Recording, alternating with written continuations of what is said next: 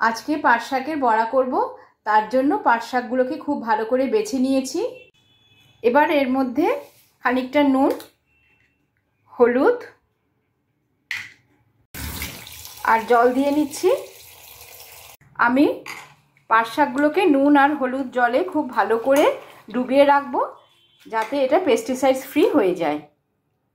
এবার পাট শাকগুলোকে খুব ভালো করে ধুয়ে একটা চালনির মধ্যে রেখে দিয়েছি জল ঝরানোর জন্য।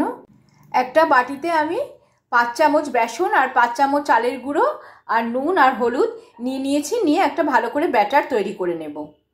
দেখো, ব্যাটারটা আমি গুলিয়ে নিয়েছি। ব্যাটারটা না ঘন না খুব পাতলা, ব্যাটারটা এরকম হবে। আর এই ব্যাটারটা আমি খানিকক্ষণ রেস্টে রেখে দেব। একটা লোহার কড়াইতে সর্ষের তেল খুব ভালো করে গরম করতে দিয়েছি। তেলটা খুব ভালোভাবে গরম হয়ে গেছে। এবার এর থেকে আমি 1 চামচ তেল ব্যাটারের মধ্যে দিয়ে নেব, দিয়ে মিশিয়ে নেব। এতে বড়াগুলো খুব মুচমুচে হবে।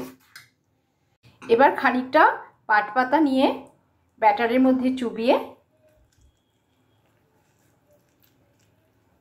আমি গরম তেলে ছেড়ে দেব। এইভাবে পাট পাতাগুলোকে আমি ব্যাটারে চুবিয়ে গরম তেলে দিয়ে দিয়েছি। এবার উল্টে পাল্টে ভেজে নেব।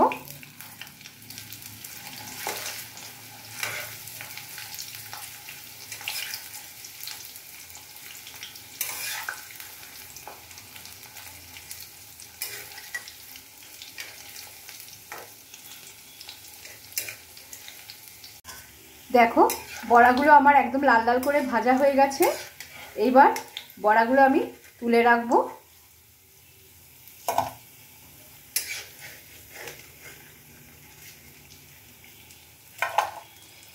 গরম ভাতে টক ডালের সাথে লাঞ্চ তো একদম জমে যাবে।